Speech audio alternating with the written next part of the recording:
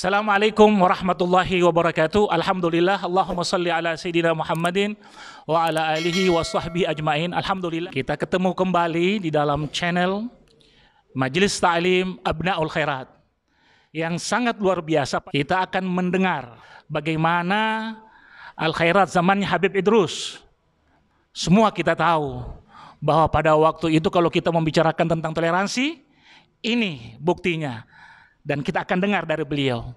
Sekaligus nanti beliau akan memperkenalkan dirinya. Dan beliau termasuk Abna'ul Khairat. Kami persilahkan kepada beliau. Bismillahirrahmanirrahim. Assalamualaikum warahmatullahi wabarakatuh.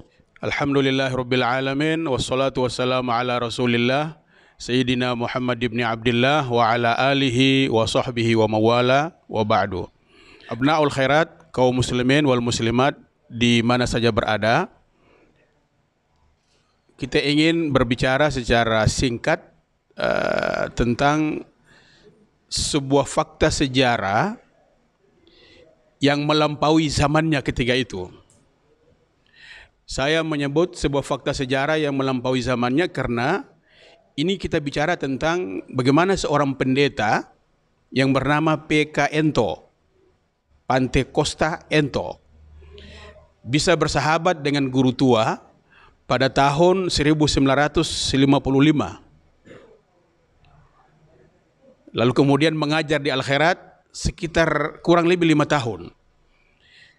Tahun 55 itu adalah tahun di mana bangsa Indonesia baru belajar secara verbal tentang toleransi, tentang kemajemukan, tentang sikap saling menghormati, saling menghargai antar umat beragama yang ada di Indonesia. Jadi Indonesia sendiri saja baru belajar secara verbal, masih dalam pengumuman-pengumuman, masih diskursus, perbincangan-perbincangan. Guru tua melampaui itu semua pada saat itu. Guru tua tidak bicara, tapi langsung mengajak P.K. Ento untuk mengajar di Al-Khairat. Apa yang diajar? Ilmu Al-Jabbar, ilmu tentang hitung dagang.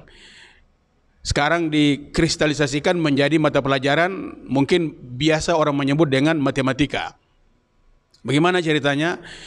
Ini sangat menarik dan sangat benar dikatakan guru tua melakukan langkah melampaui zamannya. Guru tua ketika itu kehilangan seorang guru yang berasal dari Padang, mengajar matematika di Al-Khairat, lalu kemudian keluarganya meminta dia pulang kampung. Pulanglah guru ke Padang, lalu guru tua mengalami kekosongan guru di Al-Khairat. Guru tua kemudian meminta seorang muridnya yang bernama Ustadz Mahfud Godal dan Ustadz Haruna. Ustadz Haruna ini tinggal di Ujuna dan pekerjaan hariannya dia itu apa yang disebut dengan pegawai syara di situ, P3 NTR. Tukang ngurus-ngurus kawin, tapi aktivitas hariannya tukang belek. Itu pencaharian utamanya ketika itu. Jadi Ustadz Haruna bersama Ustadz Mahfud Godal diutus oleh guru tua, oleh Habib Idrus bin Salim Al-Jufri, untuk meminta P.K. Ento yang ketika itu dia adalah guru di SMP Negeri 1, kalau tidak keliru saya. Nanti lebih lengkap data tentang itu bisa dibaca di dalam buku tentang pemikiran politik kebangsaan Sayyid Idrus bin Salim Al-Jufri atau nasionalisme Sayyid Idrus bin Salim Al-Jufri, yang alhamdulillah atas berkah Habib Idrus bin Salim Al-Jufri, atas doa Habib Segaf bin Muhammad Al-Jufri, dan atas permintaan almarhum orang tua asuh saya, Aba Nonci, itu yang meminta saya untuk menulis disertasi tentang nasionalisme Sayyid Idrus bin Salim Al-Jufri. Di situ saya kutip dengan panjang lebar tentang cerita tadi, bagaimana guru tua mengajak P.K. Ento. Datanglah Ustadz Mahfud Godal bersama Ustadz Haruna Pakawaru meminta P.K. Ento mengajar di Al-Khairat atas permintaan guru tua. Apa kata P.K. Ento waktu itu? Salam sama guru, bagaimana mungkin saya ini mengajar di Al-Khairat, sedangkan saya ini non-muslim. Murid-murid yang ada di Al-Khairat semuanya muslim, orang Islam. Tidak mungkin saya seorang Nasrani bisa mengajar di sana. ketika ini, berita ini, alasan PKN itu disampaikan oleh Ustaz Mahfud kepada guru tua kemudian memerintahkan mereka berdua untuk mengundang PKN itu langsung ke guru tua, bertemu di rumah papan 2 lantai itu. Apa kata guru tua? Yang saya minta dari Anda bukan agamanya, bukan akidahnya, tetapi ilmunya yang saya minta, ilmu itu yang akan bermanfaat untuk anak-anak kita. Nah. Dari mana informasi saya dapat? Alhamdulillah Allah memberi izin kepada saya bertemu dengan PKN itu 2 kali pada saat dia sudah mulai sakit-sakit, sudah stroke. Saya wawancara di rumahnya langsung bersama istri saya. 2 kali wawancara di rumahnya, dan pertemuan yang ketiga sudah bersama-sama Habib Saleh. Beliau sudah almarhum ketika sudah meninggal dunia, dan Habib Sagaf mengutus Habib Saleh, lalu saya mendampingi Habib Saleh untuk melayat jenazah beliau. Bahkan Habib Saleh memberikan kata-kata sambutan mewakili Ketua Utama Al-Khairat untuk melepas jenazahnya ketika itu. Jadi apa poin penting tentang PKN itu? Ada 2. Yang pertama tentang wawasan nasionalisme, karena dalam nasionalisme itu ada toleransi, ada saling menghormati antar umat beragama yang berbeda-beda. Wawasan toleransi guru tua itu melampaui zamannya. Tidak ada hatta ulama NU ketika itu di tahun 55 itu tidak ada ulama NU yang berani mengajak seorang pendeta mengajar di sekolahnya, di pesantrennya, itu tidak ada. Saya sudah baca beberapa data di NU, tidak ada.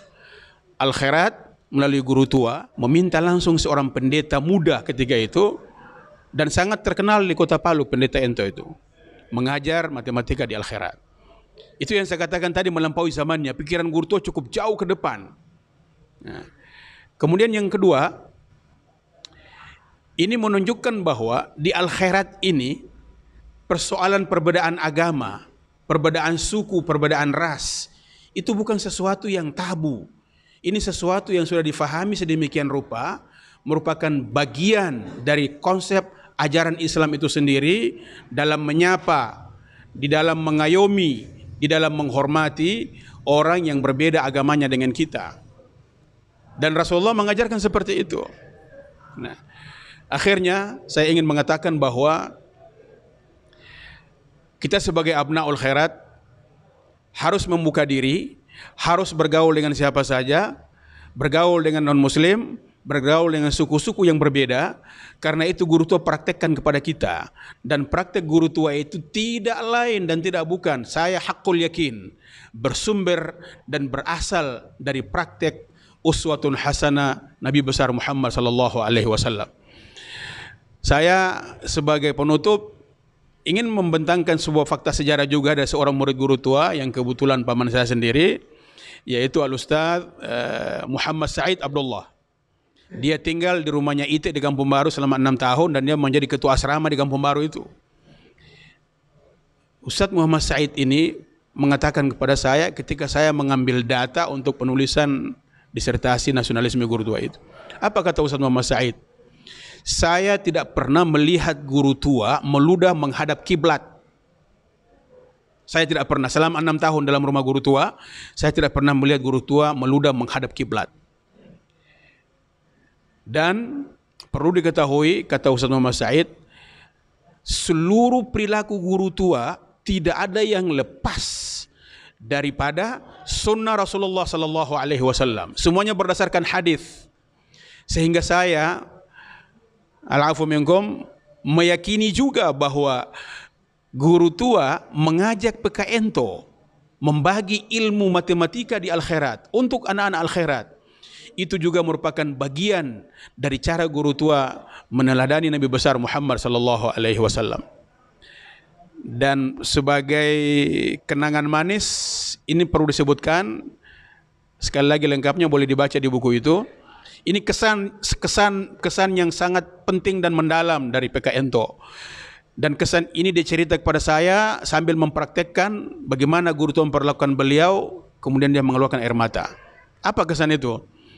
Rupanya guru tua dulu melakukan inspeksi turba, turun ke bawah, istilah Ketua Utama Al-Khairat saat ini, melihat kondisi perkembangan akhirat di bawah, itu biasanya 2 sampai 3 bulan. Di setiap inspeksi itu, ketika guru tua kembali ke Palu, belum langsung masuk ke rumah, dia masuk keluar kelas dan tidak bicara kepada siapapun kecuali mencari kepala sekolah dan PKNTO. Ketika bertemu dengan kepala sekolah, ketika itu Kiai Haji Rusam Arsyad, dia tanya, di mana PKNTO mengajar? Nanti dia lihat dalam kelas ada PKNTO, baru puas hatinya, kemudian dia masuk ke rumah. Setelah masuk ke rumahnya, ini tolong dicatat, dalam perjalanan panjang yang luar biasa, dia tidak lihat keluarganya, dia tidak lihat istrinya guru tua, tapi dia cari seorang guru non-muslim yang dia percayakan mengajar matematika di akhirat. Setelah sampai di rumah, dia bilang sama Ipa, Syarifah, persiapkan makanan, kita akan panggil Pak Guru Ento makan bersama-sama saya.